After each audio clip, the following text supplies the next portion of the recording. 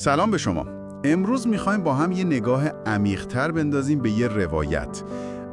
یه داستان شخصی خیلی تکان دهنده. داستان زنی به اسم نسرین، کرد سوری از افرین. منطقه‌ای که خب متاسفانه خبر زیادی از درگیری و آوارگی‌ها شنیدیم.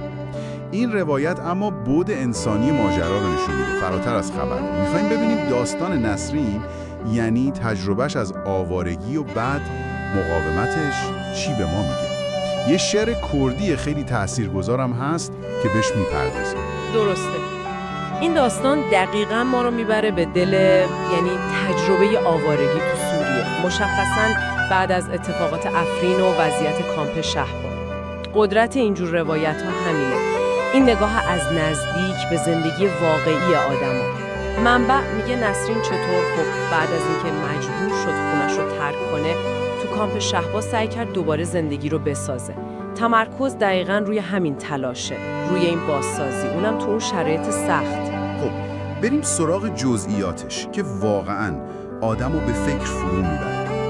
نسرین مادر 3 بچه بوده. شوهرش هم 2016 تو جنگ با داعش کشته شده بود.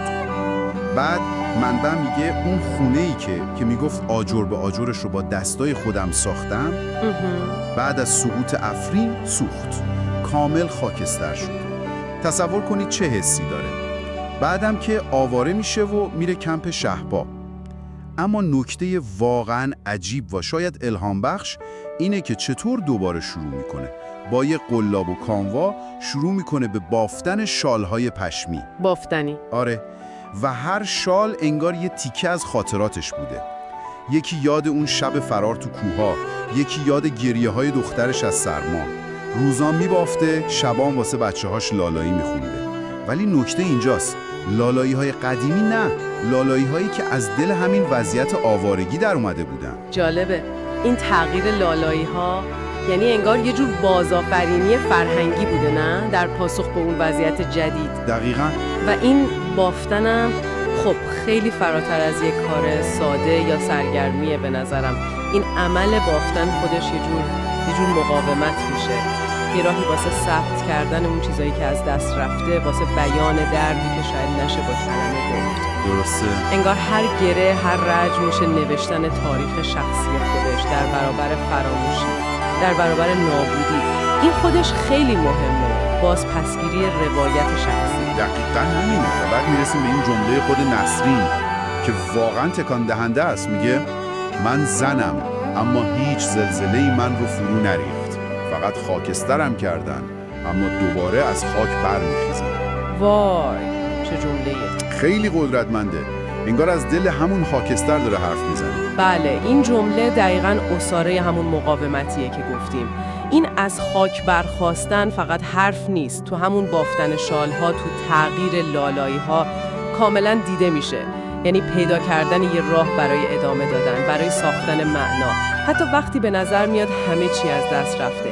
یه جور میشه گفت تاباوری خلاقانه در برابر اون شرایط وحشتناک. و بعد منبع ما رو میبره سراغ یه لحظه خیلی خاص، یه ارتباط انسانی عمیق. توی کمپ یه پیرزن اهل شنگال. شنگال هم که میدونیم جامعه ایزیدی اونجا چه رنج‌هایی کشیدن. بله بله. اون پیرزن یه شعر کردی میخونه. نسرین تا این شعر رو میشنوه میزنه زیر گریه.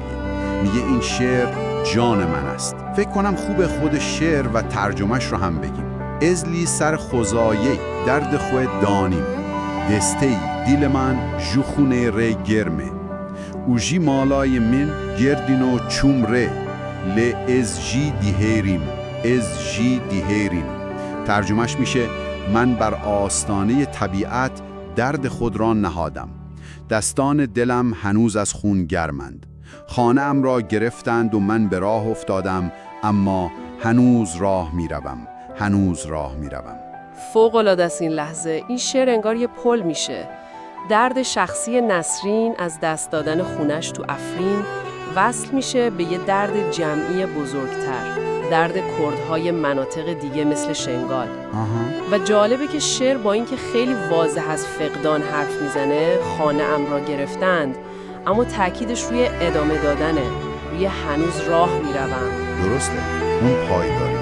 عمیقی که نسرین با این شعر پیدا میکنه نشون میده چطور هنر، چطور فرهنگ میتونه تو تاریک ترین روزها هم مایه تسلی باشه، همبستگی بیاره، قدرت بده.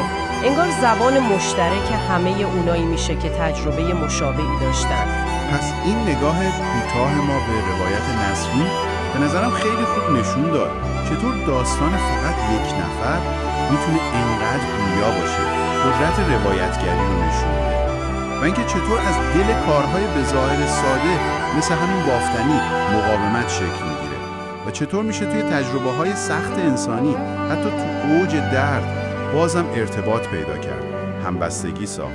اون قدرت دوباره از خاک برخاستن نسرین واقعاً خب الهام بخشه که هم عمق فاجعه رو نشون میدن و همزمان اون ظرفیت شگفت‌انگیز انسان رو برای بقا، برای سازگاری و برای پیدا کردن معنا آشکار میکنن این روایت. راستش آدم رو خیلی به فکر فرو میبره.